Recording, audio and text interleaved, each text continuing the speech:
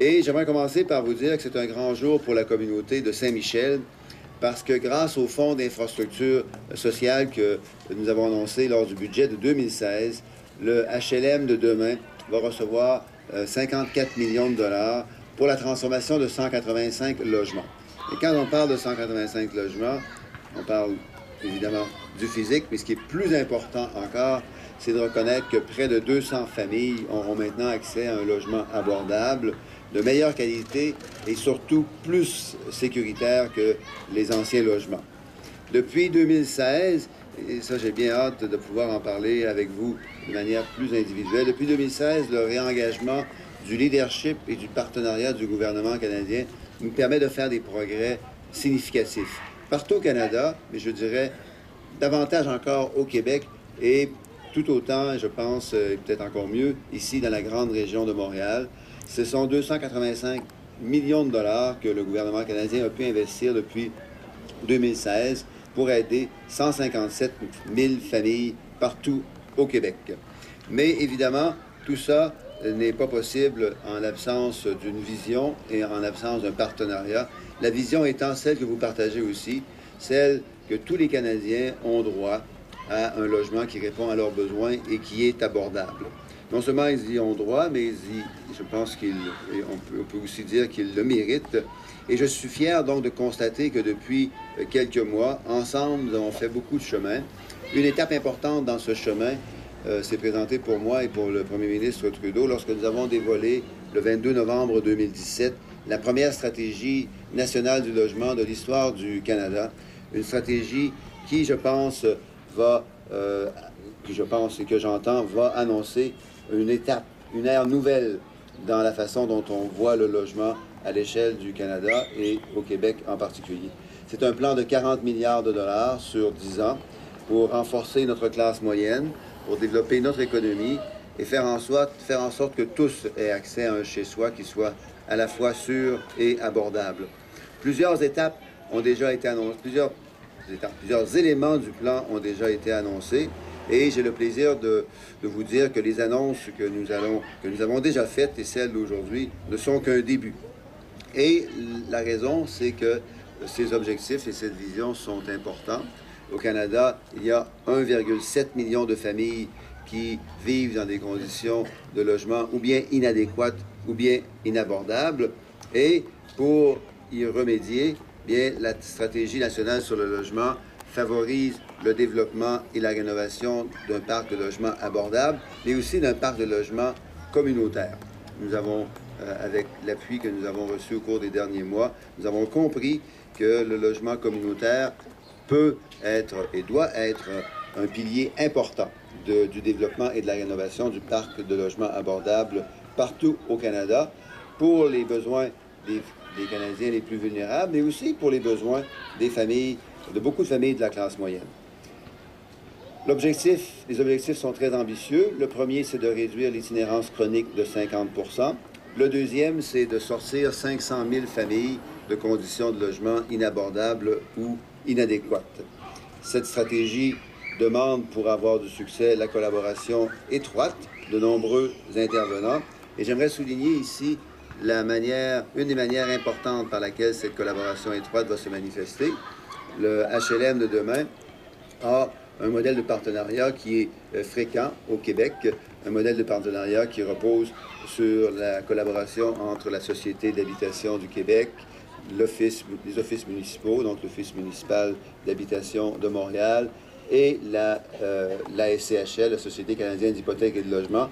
C'est un modèle de partenariat qui a été un peu malmené au cours des dernières années, puisque la Société canadienne d'hypothèques et de logement et le gouvernement canadien ont prétendu au cours des dernières années, des dernières décennies, en fait, que le gouvernement canadien pouvait reléguer aux municipalités, au secteur social, au secteur communautaire et aux provinces le fardeau, à la fois économique et social, d'entretenir notre stock de logements communautaires et abordables. En 2016, nous avons décidé que cette vision devait être corrigée, que le gouvernement canadien devait assumer ses responsabilités en appui, en partenariat avec les autres partenaires pour assumer la pérennité de notre stock de logements communautaires, mais aussi le développer, basé sur les énergies solides que nous retrouvons partout au Québec pour maintenir ce que nous avons comme acquis et faire encore mieux. Et une des composantes de la stratégie nationale du logement qui va jouer un rôle important au cours des prochaines années s'appelle l'initiative canadienne de logement communautaire. Il y a l'initiative fédérale et il y a l'initiative canadienne.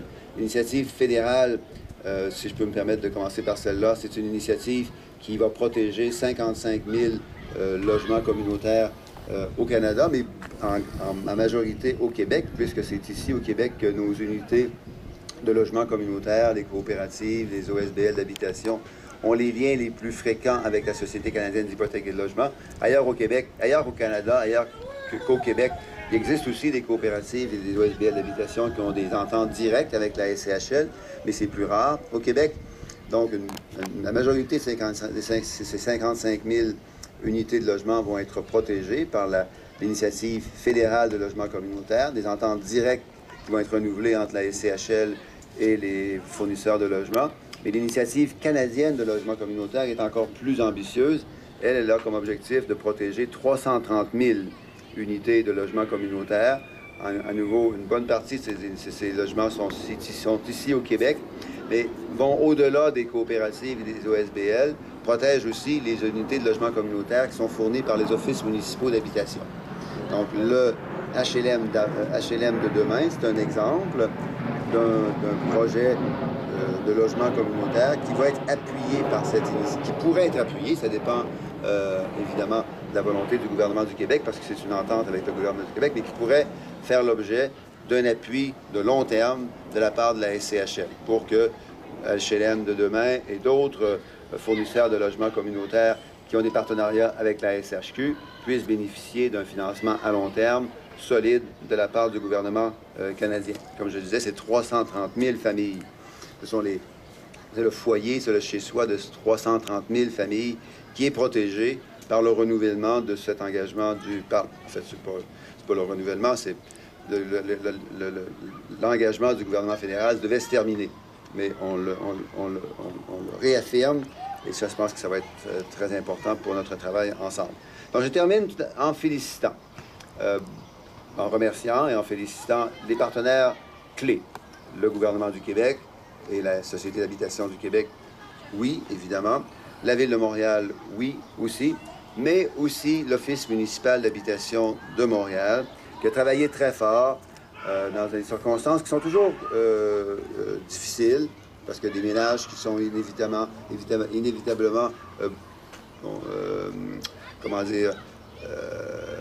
pas bouleversés, mais qui sont déplacés par ces grands chantiers. Car avec les déplacements viennent naturellement des sources d'anxiété, d'inquiétude.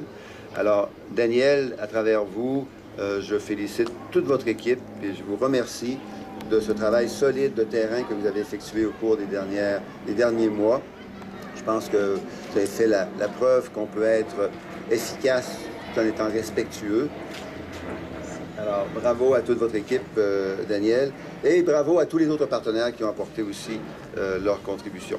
Et en terminant, bien, nous offrons, je pense, collectivement nos meilleurs vœux à tous les résidents qui auront bientôt un nouveau chez-soi plus sûr et plus sécuritaire. Alors, merci à nouveau de votre patience et de tout ce que vous avez fait de bon et de beau jusqu'à maintenant.